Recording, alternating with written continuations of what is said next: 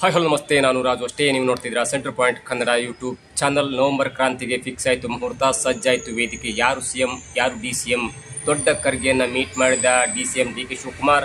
ಸಣ್ಣ ಖರ್ಗೆಯಿಂದ RSS ban, ಏನದು development, ಇವೆಲ್ಲವನ್ನು ನೋಡೋಣ. ಅದಕ್ಕಿಂತ ಮೊದಲು ಇಲ್ಲಿ ತನಕ ನಮ್ಮ ಚಾನಲ್ನ ಸಬ್ಸ್ಕ್ರೈಬ್ ಮಾಡಿಲ್ಲ ಅಂದರೆ ಈಗಲೇ ಸಬ್ಸ್ಕ್ರೈಬ್ ಮಾಡಿ, ಜೊತೆಗೆ ಕಾಮೆಂಟ್ಗಳ ಮುಖಾಂತರ ತಮ್ಮ ಅಭಿಪ್ರಾಯವನ್ನು ತಿಳಿಸ್ಬೋದು. ಎಸ್ ವೀಕ್ಷಕರೇ, ಕಳೆದ ಕೆಲವು ದಿನಗಳಿಂದ RSS ಬ್ಯಾನ್ ಎನ್ನುವಂಥ ವಿಚಾರ ಎಷ್ಟು ದೊಡ್ಡ ಮಟ್ಟಿಗೆ ಸದ್ದನ್ನು ಮಾಡ್ತಾ ಇದೆ ಅಂದರೆ, ಇಡೀ ಗುಂಡಿ ಗಂಡಾಂತರವನ್ನು, ಇಡೀ ಡೆವಲಪ್ಮೆಂಟನ್ನು, ಇಡೀ ಎಲ್ಲ ಪ್ರಕರಣವನ್ನು ಕೂಡ ಹಾಳುಗೆಡವಿ ಎಲ್ಲವೂ ಕೂಡ ಮುಚ್ಚಾಕ್ಬಿಟ್ಟಿದೆ. ಅಷ್ಟು ದೊಡ್ಡ ಮಟ್ಟಿಗೆ ಇದೀಗ RSS ಬ್ಯಾನ್ ಎನ್ನುವಂಥ ವಿಚಾರ ಸಣ್ಣ ಖರ್ಗೆ ಅವರಿಂದ, ಅಂದರೆ ಪಂಚಾಯತ್ ಡೆವಲಪ್ಮೆಂಟ್ ಖಾತೆ ಸಚಿವರಾಗಿರುವಂಥ ಮತ್ತು ಕಲಬುರಗಿ ಉಸ್ತುವಾರಿ ಸಚಿವರಾಗಿರುವಂಥ ಪ್ರಿಯಾಂಕ್ ಖರ್ಗೆ ಅವರು ಒಂದು ಮನವಿಯನ್ನು CM ಸಿದ್ದರಾಮಯ್ಯನವರಿಗೆ ಕೊಟ್ಟು, ಅಂದರೆ RSS ಮಾಡುವಂಥ ಒಂದು ಚಟುವಟಿಕೆ ಮೇಲೆ ನೀವು ನಿಷೇಧವನ್ನು ಮಾಡಬೇಕೆನ್ನುವಂಥ ಒಂದು ಮನವಿ ಪತ್ರವನ್ನು ಮಾಡಿದ ನಂತರ ಇದೀಗ RSS ಬ್ಯಾನ್ ಎನ್ನುವಂಥ ವಿಚಾರ ಸ್ವತಃ ಸಣ್ಣ ಖರ್ಗೆಯವರೇ ಮೂಲ ಪುರುಷರಾಗಿ ಕಾಣಿಸ್ಕೊಳ್ತಾ ಇದ್ದಾರೆ.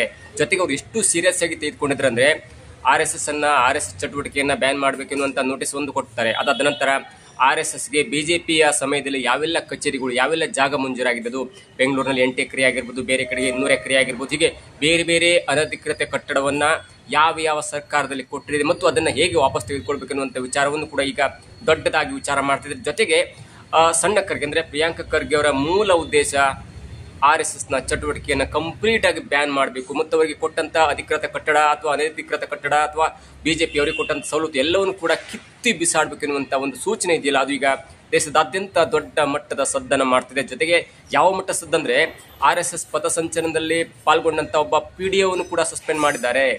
ಜೊತೆಗೆ ಅವರು ಪದೇ ಹೇಳ್ತಾ ಇದ್ದಾರೆ, ಯಾರೇ ಇರಲಿ ಸರ್ಕಾರಿ ಅನುಮತಿಯನ್ನ ಪಡೆದುಕೊಂಡದೆ ಯಾವುದೇ ಒಂದು ಕಾರ್ಯಕ್ರಮ, ಯಾವುದೇ ಜಾತಿ ಸಮುದಾಯದವರು ಮಾಡಿದ್ರು ಕೂಡ ಅದು ತಪ್ಪಾಗುತ್ತೆ ಮತ್ತು ಅದಕ್ಕೆ ನಾವು ಸರ್ಕಾರದ ಪರ್ಮಿಷನ್ ಕೊಡಲ್ಲ.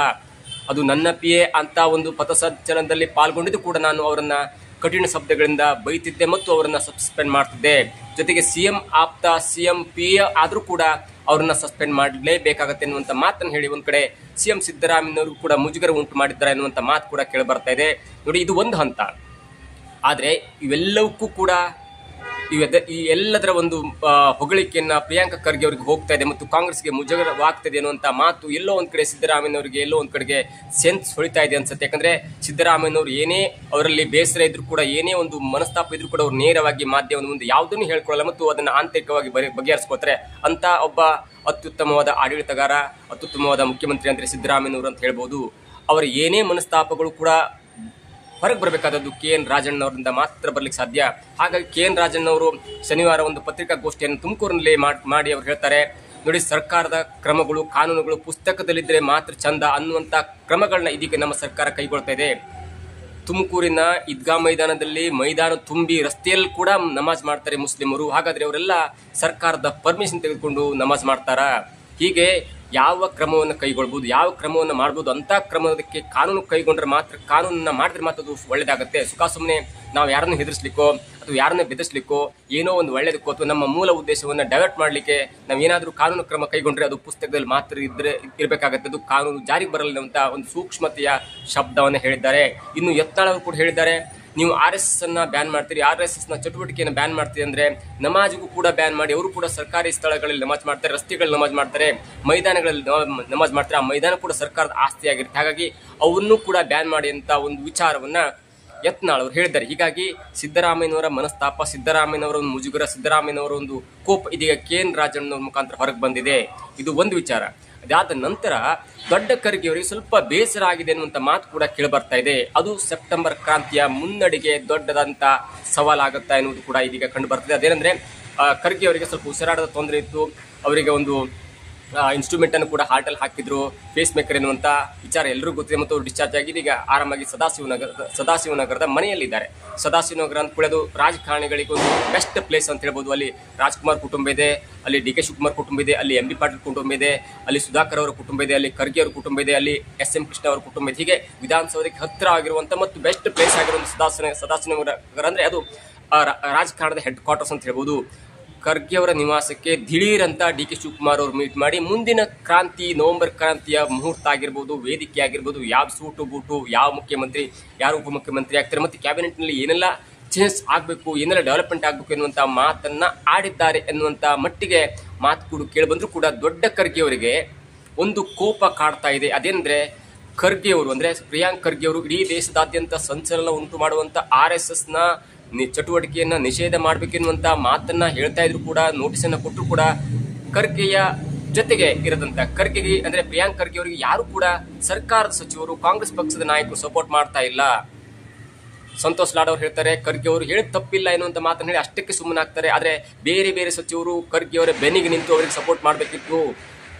ಪ್ರಿಯಾಂಕ್ ಖರ್ಗೆ ಅವ್ರನ್ನ ಬಿಜೆಪಿ ಬಾಯಿಗೆ ಬಂದಂಗೆ ಬೈತಾ ಇದ್ದಾರೆ, ಬೇರೆ ಬೇರೆ ಬೆದರಿಕೆ ಕರೆ ಕೂಡ ಬರ್ತಿದೆ. ಆದ್ರೂ ಕೂಡ ಯಾವ ಒಬ್ಬ ನಾಯಕನು ಕೂಡ, ಯಾವ ಒಬ್ಬ ಸರ್ಕಾರದ ಸಚಿವನು ಕೂಡ ಪ್ರಿಯಾಂಕ್ ಖರ್ಗೆ ಅವರ ಹೆಲ್ಪಿಗೆ ಬರ್ತಾ ಇಲ್ಲ, ಅವರಿಗೆ ಬೆನ್ನೆಲುಬಾಗಿ ನಿಲ್ತಾ ಇಲ್ಲ ಎನ್ನುವಂತ ಕೋಪವನ್ನ DK ಶಿವಕುಮಾರ್ ಅವ್ರ ಹತ್ರ ತೋಡ್ಕೊಂಡಿದ್ದಾರೆ ಎನ್ನುವಂತ ಮಾತು ಕೂಡ ಕೇಳಿ ಬರ್ತದೆ. ಇದರ ಮೂಲ ಉದ್ದೇಶ ಅಂದ್ರೆ, ನಾನು AICC ಅಧ್ಯಕ್ಷನಾಗಿದ್ದೇನೆ, ನಾನು ರಾಷ್ಟ್ರ ಮಟ್ಟದಲ್ಲಿ ದೊಡ್ಡ ರಾಜಕಾರಣಿಯಾಗಿದ್ದೇನೆ, ಆದ್ರೆ ನನ್ನ ಒಂದು ಹಿಡಿತದಲ್ಲಿ ನನ್ನ ಮಗ ಉಪಮುಖ್ಯಮಂತ್ರಿ ಆಗ್ತಾರೆ ಎನ್ನುವಂತ ಕೆಟ್ಟ ಹೆಸರು ನನಗೆ ಬೇಡ, ಅದಕ್ಕಾಗಿ ನಾನು ಅದರಿಂದ ದೂರ ಸರಿತೇನೆ. ಅಥವಾ ತನ್ನ ಸ್ವಂತ ಬಲದಿಂದ ಪ್ರಿಯಾಂಕ್ ಖರ್ಗೆ ಅವರು ದೇಶದಾದ್ಯಂತ ಹೆಸರು ಮಾಡಿದ್ದಾರೆ ಮತ್ತು ನ್ಯಾಷನಲ್ ಲೆವೆಲ್ ಲೀಡರ್ ಆಗ್ತಾರೆ, ಅದೇ ಕಾರಣಕ್ಕಾಗಿ ಅವರನ್ನು ಉಪಮುಖ್ಯಮಂತ್ರಿ ಮಾಡಲಾಗುತ್ತೆ ಎನ್ನುವಂತ ಸೂಚನೆಯನ್ನ ಕೊಡಬೇಕು ಎನ್ನುವಂತ ಸೂಚನೆಯನ್ನ, ಮನವಿಯನ್ನ DK ಶಿವಕುಮಾರ್ ಅವರಿಗೆ ನೇರವಾಗಿ ಕೊಟ್ಟಿದ್ದಾರೆ ಎನ್ನುವಂತ ಮಾತು ಇದೀಗ ಹರಿದಾಡ್ತಾ ಇದೆ. ಹಾಗಾಗಿ ನಾನು AICC ಅಧ್ಯಕ್ಷರಾದ ಕಾರಣಕ್ಕೆ ನನ್ನ ಮಗ ಉಪಮುಖ್ಯಮಂತ್ರಿ ಪಟ್ಟವನ್ನು ಪಡ್ಕೊಂಡ ಎನ್ನುವಂತ ಕೆಟ್ಟ ಹೆಸರು ಬರಬಾರ್ದು. ಸ್ವಂತ ಬಲದಿಂದ ಪ್ರಿಯಾಂಕ್ ಖರ್ಗೆ ಅವರು ಹೋರಾಟ ಮಾಡಿ 3 ಸಲ MLA ಆಗಿ 2 ಸಲ ಸಚಿವರಾಗಿ ಬಂದ ಕಾರಣಕ್ಕಾಗಿ ಅವರು ಉಪಮುಖ್ಯಮಂತ್ರಿ ಪಟ್ಟವನ್ನು ಅಲಂಕರಿಸಿದ್ರು. ಮತ್ತು ದಲಿತ ಕೋಟಾದಡಿಯಲ್ಲಿ ಉಪಮುಖ್ಯಮಂತ್ರಿಗೆ ಅರ್ಹರಾದ ವ್ಯಕ್ತಿ ಯಾರಾದ್ರೂ ಇದೆ ಅದು ಪ್ರಿಯಾಂಕ್ ಖರ್ಗೆ ಎನ್ನುವಂತ ಮಾತು ಕೇಳಿ ಬರಬೇಕು. ಸಮಾಜದಲ್ಲಿ ಯಾವುದೇ ಒಂದು ಊಹಾಪೋಹಕ್ಕೆ ಕಾರಣ ಆಗಬಾರ್ದು ಎನ್ನುವಂತ ದೃಷ್ಟಿಯಲ್ಲಿ ಖರ್ಗೆ ಅವರು ಮಾಡಿದಂತ ದೊಡ್ಡ ಪ್ಲಾನ್ ಅಂತ ಹೇಳ್ಬೋದು. ಮತ್ತು ಇದೀಗ ಆ ಅಸಮಾಧಾನವನ್ನ DK ಶಿವಕುಮಾರ್ ಅವರ ಹತ್ರ ತೋಡ್ಕೊಂಡಿದ್ದಾರೆ ಅಂತ ಮಾತು ಕೂಡ ಇದೀಗ ಹರಿದಾಡ್ತಿದೆ. ಯಾಕಂದ್ರೆ ಖರ್ಗೆ ಅವರನ್ನ, ಪ್ರಿಯಾಂಕ್ ಖರ್ಗೆ ಅವರನ್ನ ಉಪಮುಖ್ಯಮಂತ್ರಿ ಮಾಡಿದ್ರೆ ಪ್ರತಿಯೊಬ್ಬರಿಗೂ ಅನ್ಸತಿ ಇಲ್ಲ AICC ಅಧ್ಯಕ್ಷರ ಒಂದು ಕೈವಾಡದಿಂದ ಅಥವಾ ಬೆಂಬಲದಿಂದ ಉಪಮುಖ್ಯಮಂತ್ರಿ ಆದ್ರು ಎನ್ನುವಂತ ಒಂದು ಹೆಸರು ಬರುತ್ತೆ, ಕೆಟ್ಟ ಹೆಸರು ಬರುತ್ತೆ. ಅದಕ್ಕೆ ಕಾರಣ ಆಗಬಾರ್ದು ಎನ್ನುವಂತ ಕಾರಣಕ್ಕಾಗಿ RSS ಚಟುವಟಿಕೆಗಳನ್ನ ಕಂಪ್ಲೀಟ್ ಆಗಿ ನಿಷೇಧ ಮಾಡಬೇಕು ಎನ್ನುವಂತ ಮಟ್ಟಿನಲ್ಲಿ ತನ್ನ ಸ್ವಂತ ನಿಲುವನ್ನ ತೆಗೆದುಕೊಂಡ ಪ್ರಿಯಾಂಕ್ ಖರ್ಗೆ ಅವರಿಗೆ ಸರ್ಕಾರ ಸಪೋರ್ಟ್ ಮಾಡಬೇಕು, ಸರ್ಕಾರದ ಸಚಿವರು ಸಪೋರ್ಟ್ ಮಾಡಬೇಕು ಎನ್ನುವಂತ ಒಂದು ಸಲಹೆಯನ್ನ ಕೊಟ್ಟಿದ್ದಾರೆ ಅನ್ನುವಂತ ಮಾತು ಇದೀಗ ಕೇಳಿ ಬರ್ತಾ ಇದೆ. ಇದರ ಪ್ರಕಾರವಾಗಿ DK ಶಿವಕುಮಾರ್ ಅವರು ಮುಖ್ಯಮಂತ್ರಿ ಆಗ್ತಾರೆ ನವೆಂಬರ್ ವೇಳೆಗೆ, ಅಥವಾ ಡಿಸೆಂಬರ್ ಅಕ್ಕಪಕ್ಕ ಒಂದು 25 ದಿನ ಆಗ್ಬೋದು. ಆ ವೇಳೆಗೆ ಉಪಮುಖ್ಯಮಂತ್ರಿಯಾಗಿ DK ಶಿವಕುಮಾರ್ಗಿಂತ ವಯಸ್ಸಿನಲ್ಲಿ ಕಿರಿಯರಾದಂಥ ಪ್ರಿಯಾಂಕ್ ಖರ್ಗೆ ಅವರು ಉತ್ತರ ಕರ್ನಾಟಕ ವಿಭಾಗದಿಂದ ದಲಿತ ಕೋಟಾದಡಿಯಲ್ಲಿ ಉಪಮುಖ್ಯಮಂತ್ರಿ ಆಗ್ತಾರೆ ಎನ್ನುವುದು ಇದೀಗ ಭಟ ಬಯಲಾಗ್ತಿದೆ. ಅದರ ಒಂದು ಮುನ್ಸೂಚನೆ ಅಂತ ನೋಡಿ, MB ಪಾಟೀಲ್, DK ಶಿವಕುಮಾರ್ ಅಕ್ಕಪಕ್ಕ ಮನೆಯವರು ಸದಾಶಿವನಗರದಲ್ಲಿ ಯಾವಾಗೂ ಕೂಡ DK ಶಿವಕುಮಾರ್ MB ಪಾಟೀಲ್ ವಿರುದ್ಧ ಹರಿಹಾಯ್ತಾನೆ ಇದ್ರು. ಆದರೆ ಕೆಲವು ದಿನಗಳ ಹಿಂದೆ ಅಂದ್ರೆ 1-2 ದಿನಗಳ ಹಿಂದೆ DK ಶಿವಕುಮಾರ್ ಅವರ ಮನೆಗೆ ಹೋಗಿ MB ಪಾಟೀಲ್ ಅವರು ದೀಪಾವಳಿ ಹಬ್ಬದ ಶುಭಾಶಯವನ್ನು ಕೋರಿದ್ದಾರೆ. ಇದು ಪ್ರಮುಖವಾಗಿ ಗಮನ ಇಟ್ಟುಕೊಳ್ಬೇಕಾದಂಥ ವಿಷಯ ಮತ್ತು ಗಮನ ಹರಿಸಲೇಬೇಕಾದಂಥ ವಿಷಯ. ಅವ್ರಿಗೆಲ್ಲರಿಗೂ ಗೊತ್ತಾಗಿದೆ DK ಶಿವಕುಮಾರ್ ಅವರು ಮುಖ್ಯಮಂತ್ರಿ ಪಟ್ಟವನ್ನು ಅಲಂಕರಿಸ್ತಾರೆ, ಜೊತೆಗೆ ಉಪಮುಖ್ಯಮಂತ್ರಿಯಾಗಿ ಮತ್ತು ಎರಡು ಉಪಮುಖ್ಯಮಂತ್ರಿ ಪಟ್ಟವನ್ನು ಮಾಡಿದ್ರೆ ಅದು ನನಗೂ ಒಂದು ಉಪಮುಖ್ಯಮಂತ್ರಿ ಪಟ್ಟ ಸಿಗ್ಬೋದು. ಒಂದು DK ಶಿವಕುಮಾರ್ ಒಕ್ಕಲಿಗ ನಾಯಕರಿಗೆ ಮುಖ್ಯಮಂತ್ರಿ ಆಗ್ತಾರೆ, ಒಂದು ದಲಿತ ಕೋಟದಡಿಯಲ್ಲಿ ಮುಖ್ಯಮಂತ್ರಿಯಾಗಿ ಪ್ರಿಯಾಂಕ್ ಖರ್ಗೆ ಅವರು ಅಲಂಕರಿಸ್ತಾರೆ. ಮತ್ತೊಂದು ಉಪಮುಖ್ಯಮಂತ್ರಿ ಪಟ್ಟವನ್ನ ಕೊಟ್ಟರೆ ಅದು ಲಿಂಗಾಯತ ಕೋಟದಿಂದ ನಮ್ಮ ಸಮುದಾಯಕ್ಕೂ ಒಳ್ಳೆಯದಾಗುತ್ತೆ ಅನ್ನುವಂಥ ಕಾರಣಕ್ಕಾಗಿ ಉಪಮುಖ್ಯಮಂತ್ರಿ ಆದಂಥ DK ಶಿವಕುಮಾರ್ ಅವ್ರನ್ನ ಮುಂದೆ ಉಪಮುಖ್ಯಮಂತ್ರಿ ಕೊಡಿ ಅನ್ನುವಂಥ ಒಂದು ನಿಟ್ಟಿನಲ್ಲಿ, ಜೊತೆಗೆ ಈಗಿನ ಇಂಡಸ್ಟ್ರಿಯಲ್ ಮಿನಿಸ್ಟರ್, ಕೈಗಾರಿಕಾ ಸಚಿವರು ಕೂಡ ಆಗಿದ್ದಾರೆ, ಅದನ್ನು ಉಳಿಸಿಕೊಂಡು ನನಗೆ ಉಪಮುಖ್ಯಮಂತ್ರಿ ಪಟ್ಟವನ್ನು ಕೊಡಿ ಅನ್ನುವಂಥ ಒಂದು ಸೂಚನೆಯಲ್ಲಿ ಇದೀಗ MB ಪಾಟೀಲ್ ಅವರು DK ಶಿವಕುಮಾರ್ ಅವರನ್ನ ಮೀಟ್ ಮಾಡಿ ಅವರಿಗೆ ದೀಪಾವಳಿ ಹಬ್ಬದ ಶುಭಾಶಯವನ್ನು ಕೋರಿದ್ದಾರೆ. ನೋಡಿ ಎಷ್ಟರ ಮಟ್ಟಿಗೆ ಅಂದ್ರೆ ಎಲ್ಲಾ ರಾಜಕಾರಣಿಗಳು, ಎಲ್ಲ DCಗಳು, ಎಲ್ಲ ತಹಸೀಲ್ದಾರರು ಕೂಡ ಈಗ DK ಶಿವಕುಮಾರ್ ಅವ್ರ ಮನೆಗೆ ಬರ್ತಾ ಇದ್ದಾರೆ. ಅನಿಲ್ ಕುಂಬ್ಳೆ ಕೂಡ ಮೊನ್ನೆ DK ಶಿವಕುಮಾರ್ ಅವ್ರ ಮನೆಗೆ ಬಂದು ಕೆಲವೊಂದು ಮಾತುಕತೆಯನ್ನು ಆಡಿದ್ರು. ಹೀಗಾಗಿ ನಮ್ಮ ರಾಜ್ಯದ ಕೇಂದ್ರ ಬಿಂದು ಆಗಿರುವಂಥ DK ಶಿವಕುಮಾರ್ ಮನೆಗೆ ಇದೀಗ ಸಾಲು ನಾಯಕರು ಬರ್ತಾ ಇದ್ದಾರೆ. ಆದರೆ DK ಶಿವಕುಮಾರ್ ಅವರು ಯಾವುದೇ ಕಾರಣಕ್ಕೂ ಯಾವ ಊಹಾಪೋಹಕ್ಕೂ ಕೂಡ ತಲೆ ಕೊಡ್ತಾ ಇಲ್ಲ. ಹೈಕಮಾಂಡ್ ಹೇಳಿದ್ದೆ ನಿರ್ಧಾರ ಫೈನಲ್ ಅಂತ ಹೇಳ್ತಾ ಇದ್ದಾರೆ. ಒಂದ್ ಕಡೆ ಸಿದ್ದರಾಮಯ್ಯವರು ಇಲ್ಲ, ಶಾಸಕರ ಬೆಂಬಲ ಬೇಕಂತ ಹೇಳಿದ್ದಾರೆ, ಆದರೆ DK ಶಿವಕುಮಾರ್ ಅವರು ಇಲ್ಲ.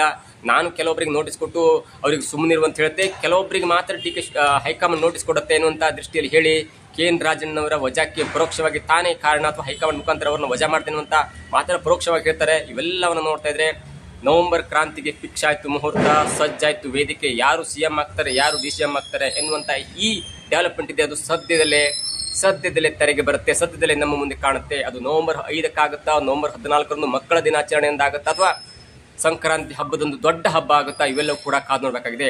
ಇದಾಗಿತ್ತು ಇವತ್ತಿನ ವಿಶೇಷ. ನೋಡ್ತಾ ಇರಿ centre point Kannada YouTube channel.